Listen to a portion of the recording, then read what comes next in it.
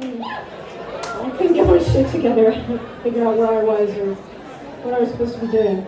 So, since this is such a loud room to read, I thought I'd start with something about sex, just to, Right? Okay.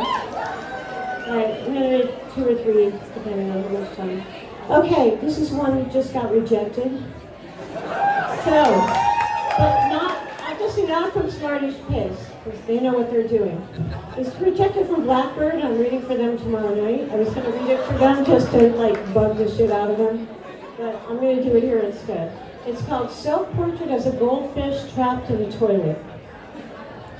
To be stuck at a reception with a man who fucked you once, another opportunity to feel like a small freshwater fish, and remember those nights back in the pre-Cambrian, before you devolved from a primitive life form that would gulp some whiskey at a party, and then float off in a stranger's car to a bed above a garage, and lie there spinelessly for the zeptoseconds it took him.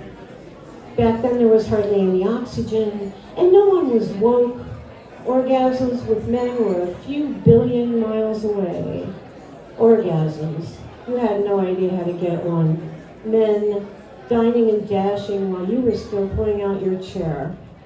He's married now, he's got kids, good for him. Another opportunity for revenge fantasies.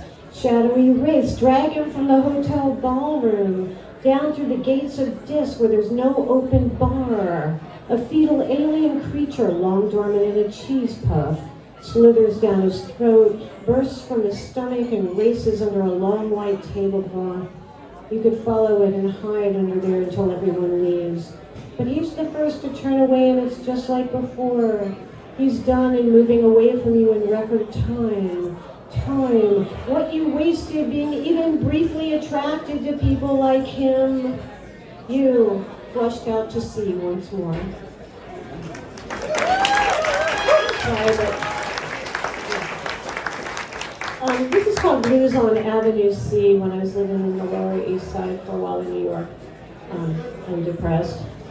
At night from my window I'd watch the liquor store owner drag down his metal door, the spray-painted portrait of his wife materializing above the dates of her birth and death.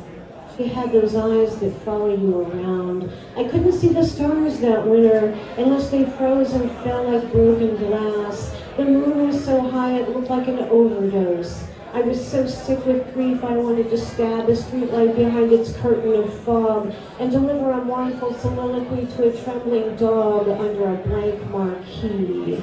The stoplights rocked in ruthless wind. Bicycles churned through the slushy intersection. A staggering blanket-clad couple paused to argue beneath the wife's uneven blue eyes, their voices rising up to meet me, full of song and misery. And I'll do this one. This was in Smartish Pace. It's called Therefore I Am Nothing. It's probably best not to think too much about my terminally ill cat, or to wonder whether my mentally ill brother is dead or alive right now. Which makes me think of my cat again because of Schrodinger's experiment. What was it anyway? Some kind of thought experiment? I remember there was a cat in a box and some poison. But I don't want to think about poison, another bad thing in my head.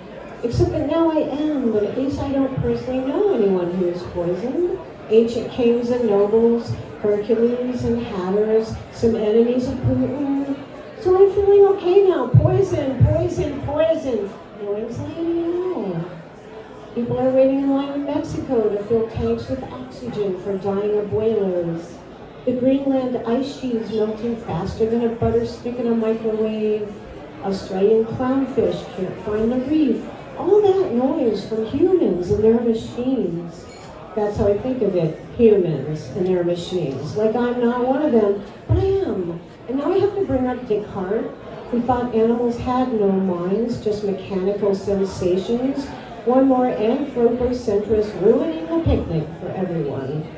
Can't we all just take off our tacky outfits and be nectar in a bee-loud glade? Open the box, don't open the box, ignore the box. The cat knows. Also, I don't understand Cartesian dualism, but I hate it with a simplistic, uncomprehending hatred, unlike the jaded and cosmopolitan disgust I feel for God. I guess the cat can't know anything if it's already dead, and something went wrong with my brother's brain years ago. And if the earth is having any thoughts, they're probably along the line of stop poisoning me. Now I'm wondering whose ashes were scraped from the columbarium along with my mother's. I don't think she's playing tennis with Jesus in heaven. Mostly I try not to think anymore. Just stare at the place between words and their meanings and wait for some less monstrous feeling to be born and lift toward me. Thanks. And I think we're going to hear from Steph next from Smartish Pace. Thanks. Thanks, Kim. Yes, I'm Stefan Reichert with Smartish Pace. Thanks everybody for coming out tonight. We really appreciate it. Thanks to all the poets. So, Smartish Pace is a poetry magazine. I started 26 years ago. We're out of Baltimore. We're independent, and you can check us out, at AWP. 3 of our editors are here tonight, I think, but I'll give them a shout out. And if they're not here, well, that sucks. But Jocelyn Heath has been a great editor for Smartish Pace. She may be in the building. Claire Banks. And I did see the lanky Dan Cryer here, so I know Dan is here. Thanks to them. They do a good job.